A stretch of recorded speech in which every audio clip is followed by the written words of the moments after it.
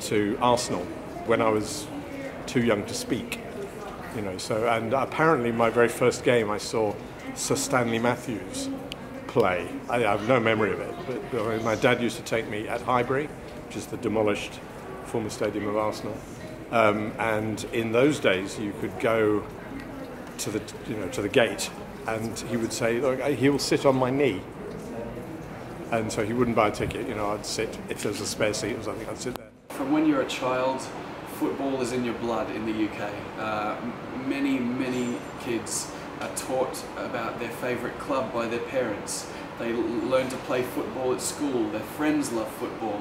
They watch football on TV. It's really embedded in English culture to be a football fan, and that's why it's such a huge industry. It dominates all sport in the UK. I've been a Spurs fan. I've been going to Spurs for 35 years. It's in the blood. The daughter, my grandson, we all go. Season ticket holders for the last 20 years. Yeah, as you said, I love the game. I love how passionate the supporters are, how passionate the players are.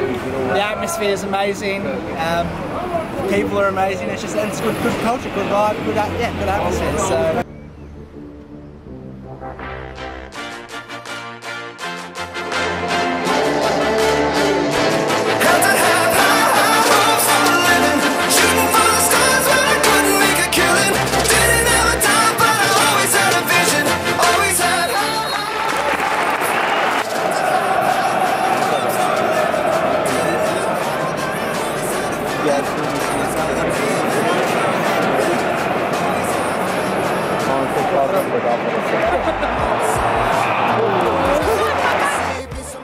I think there are many differences between lower league clubs and Premier League clubs in the UK, but the thing that they all have at the heart of them is passionate fans and passionate players, and it's important that remains the core of clubs.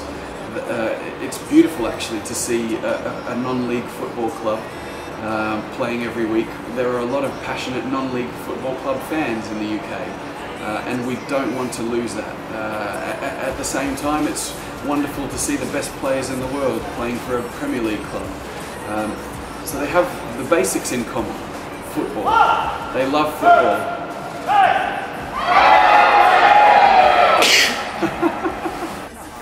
I don't think it's a game for the man on the street anymore, whereas here, you can come here, you can go and talk to the players in the bar, the players know you, the players appreciate the fact you're here genuinely, rather than the Premiership with all this kissing the badge, and when someone offers them £5 more, they're off down the road. So that's the huge difference between Premiership and higher league football and non-league football. The commercial aspect is overwhelming and alienating. It's hard. I mean, I'd never quite. I mean, I have adjusted to sponsors' names on shirts and things, but if you look at old games and old photographs, the shirts without sponsors' names are much more beautiful, you know. And it's intrusive, and it has nothing to do. You know, the commercial stuff has nothing to do with the game. So Manchester United now have dozens of official sponsors, official partners, for all sorts of products that have nothing whatever to do with football, you know, coffee or whatever it is. This is, I think a lot of fans, most fans probably, are alienated by that. Yeah. I think that there needs to be a balance between the commercial side of football and culture and grassroots and the passion. I think there are examples where the commercial side has actually hurt football, but we are fixing them, and we want it to be a beautiful industry, a beautiful game, whilst at the same time making it a very viable industry that everyone can work in. So there has to be a balance between culture and grassroots and passion for playing the game and loving the game versus making it a successful industry. So it's a very delicate balance, and we're still finding the balance in football. I think it has both positive and negative elements to it. So I think the positive element is that certain aspects of the football experience are unrecognisable in a much more positive way as what they were before the Premier League was formed. But equally, you know, that amount of money in football can have a corrosive negative influence as well. So I kind of think it works both ways, and it's why I personally particularly enjoy experiences lower down the leagues, because it somehow feels like a more real experience. I agree with absolutely everything you said there.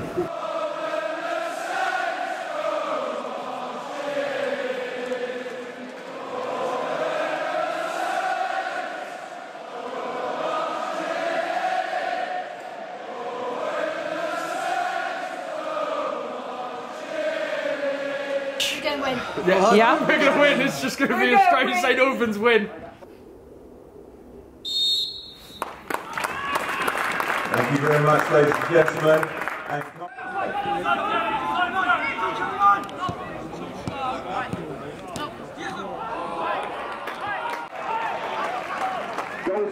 Well, we like to see them win, but our defence is not very good. We score a lot of goals, but we concede a lot of goals as well. And tonight will be really, really difficult. When we win, it's euphoric and everybody is happy and all the players get applauded into the bar with the manager. And when we it depends how we lose. We went to Taunton Town, which is a 400-mile round journey 3 weeks ago. On a Wednesday night, we lost 5-2, and I just texted someone on the way home and said, I don't know why I bother. You get very despondent. Yeah. Understandable. But on Saturday we won, we're very happy. If you want to see English football, don't go to Arsenal or Man City or Man U or Chelsea. This is very international football. It's better, of course it is, and the players are a different level altogether. But for the real old-fashioned, for the 19th century into the early 20th century style of English football, we used to call thud and blunder, which was a joke about blood and thunder, which is the sort of pirate stories and things like that. So it's very aggressive, very high energy, not very skillful, but football as battle, as a kind of sort of chivalrous war. The whole point was to kick lumps out of each other, and pain was kind of celebrated. All this kind of stuff is still there in the lower leagues, and it's more or less gone. And they used to have very muddy pitches in the top division, and now they're all like billiard tables. It's perfect. And lower leagues, now you still get a bit of mud and a bit of sliding around, a bit of aerial football, just pumping long balls and big guys hitting each other. It's great.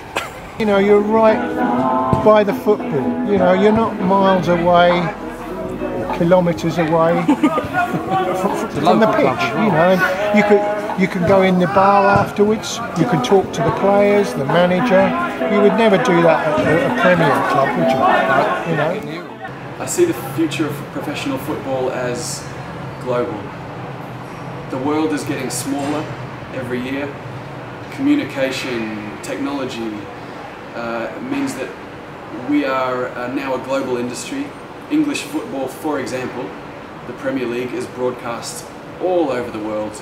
You have Premier League club fans all over the world. And I believe that when I say it's going to be global, I mean that more and more international clubs will be playing against each other. There might be more global leagues. I know that FIFA is talking about reintroducing the Club World Cup to be even bigger, for example. And I think it's only a matter of time before football becomes more and more global. Well, the future of English football, like the future of everything in England, is kind of up for grabs at the moment, because we have this nightmarish Brexit nonsense, which could do great damage to football, as it threatens to do great damage to everything else. It's a game that people invest, including me over my life, invest far too much meaning in. But you can read it as lots of different things. It's fun. essentially, you know, it's a metaphor for many things, but basically it's a game.